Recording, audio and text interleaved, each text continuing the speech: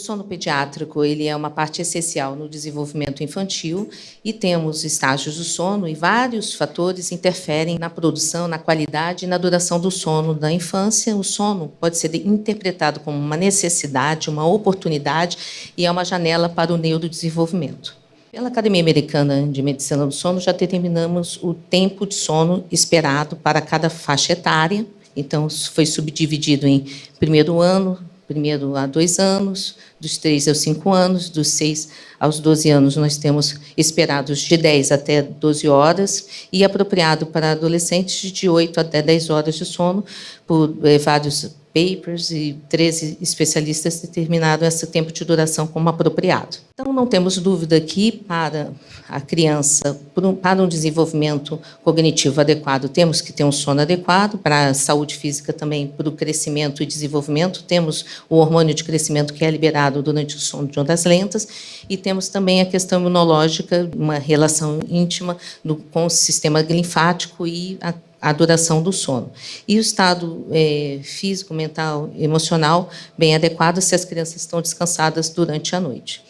Quais fatores que afetam esse sono? Então, teríamos fatores ambientais, iluminação, temperatura, barulho, o quarto, se esse quarto está muito cheio de atividades e estímulos, pode ser um determinante para alterar esse sono infantil. Fatores comportamentais, como rotinas, atividade física, alimentação durante a noite, e fatores clínicos também, se está presente uma apneia do sono, refluxo, alergias, rinite, rinocinusite. Então, a insônia nas crianças é presente, a gente tem em torno de 36% dos pré-escolares, 20% na idade escolar e 24% dos adolescentes. Na maior parte, 99% dos casos, questões comportamentais envolvidas. Temos que tomar cuidado nessa refratariedade do sintoma de insônia com relação a transtornos respiratórios leves, que são subdiagnosticados, e também ansiedade, depressão, TDAH associada e fatores associados ao neurodesenvolvimento. Não temos dúvida também que os transtornos do sono vão levar a alterações ao longo da vida. Então, uma criança que não dorme bem durante a infância e adolescência, ela vai ter repercussões desfavoráveis no desenvolvimento, com alterações diretamente relacionadas à serotonina e também alterações do córtex pré-frontal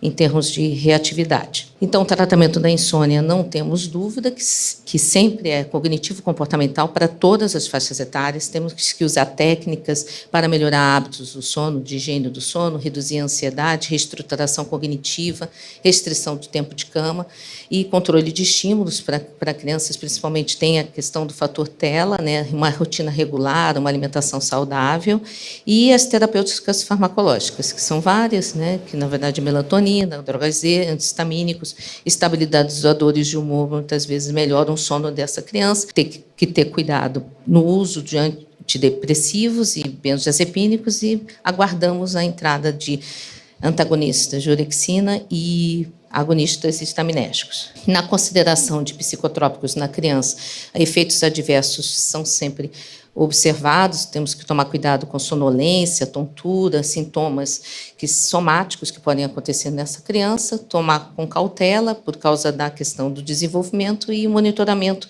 médico contínuo. O uso de psicotrópicos na pediatria. São menos estudados nas crianças, mas passam pelos mesmos princípios farmacológicos dos adultos. A arquitetura do sono está alterada por eles e a fragmentação, às vezes, pode até aumentar, levando a despertares com pesadelos. A presença de apneia do sono, movimentos periódicos tem que ser levada em consideração. Abstinência e sonolência diurna são frequentes nas crianças e a redução do sono de ondas lentas pode levar a aumento de parassonias. Então, na verdade, você está tratando a insônia, está aumentando um transtorno do sono, parassonia, com a instabilidade do sono de ondas lentas. E a alteração do REM, com relação à memória, pesadelos e antihistamínicos também acabam sendo utilizados frequentemente quando tem quadros alérgicos, e aí acabam a criança tendo um pouco de sedação, e cafeína também muitas vezes altera o sono não REM. Os efeitos psicotrópicos no sono pediátrico. Quando a gente fala de crianças saudáveis, a gente está falando que eles estão com alterações do sono, mas temos, então, o grande desafio dos transtornos do neurodesenvolvimento. E 75% das crianças têm transtornos do sono associados, essas crianças com transtornos de neurodesenvolvimento, desde transtornos da linguagem, ao espectro autista, alteração também do TDAH, queixas relacionadas ao neurodesenvolvimento. E quando a gente compara com a estatística das crianças saudáveis, de 3 a 36% com queixas do sono. Geralmente, o tratamento multimodal está emplacado, com relação a treino parental sobre esse sono, psicoeducação, estratégias cognitivas comportamentais e a farmacoterapia indicada. E quais são os medicamentos que têm sido mais usados para melhorar esse sono desses pequenos sonhadores, como o tema da nossa aula? Os antihistamínicos, a gente tem usado também melatonina, frequentemente, o clonazepam, quando tem presença de parassonia, o flunarizam, zolpidem e clonidina como alfa-agonista. Então, indo mais no aspecto da farmacoterapia, uma vez indicada nesses pacientes com insônia refratária ou sintomas residuais, a gente acha, né, na discussão, os benzodiazepínicos que têm que ser usados, porque eles melhoram realmente, reduzem a latência do sono, aumentam o tempo total de sono. Eles são muito eficazes quando tem uma associação com a ansiedade, com a epilepsia, mas o uso realmente em curto período de tempo, e pode ser eficaz também nas parassonias com terror noturno e até o sonambulismo de 5 a 11 anos. O grande problema é o aumento da apneia do sono. Se o paciente está subdiagnosticado com transtorno respiratório do sono, você vai ter essa dificuldade, porque ele vai acabar tendo mais transtorno de despertar no meio da noite. Então, você melhorou a insônia inicial, mas você continua ele com transtorno do sono. As drogas Z, os receptores GABA-A, da subunidade alfa-1, e na pediatria a gente acaba tendo mais estudos, mais observação da prescrição do zolpidem. E eles aumentam o sono de ondas lentas, acaba diminuindo o risco para a dependência, comparado ao benzodiazepínico, mas acabam aumentando as parassonias do sono de ondas lentas. A clonidina, realmente, na pediatria, nós utilizamos bastante, principalmente quando tem a insônia associada ao TDAH e a ansiedade, e também presença de sintomas somáticos associados. O receptor da orexina, o antagonista do receptor, ele realmente é esperado. Nós temos já nos Estados Unidos o sulvorasanto, que provavelmente vai entrar no nosso mercado no ano que vem, e ele acaba reduzindo a latência do sono porque ele bloqueia aquele neurotransmissor da vigília e acaba aumentando o tempo total de sono e com redução nos despertares, quando o paciente tem muita fragmentação do sono, uma insônia mais de manutenção.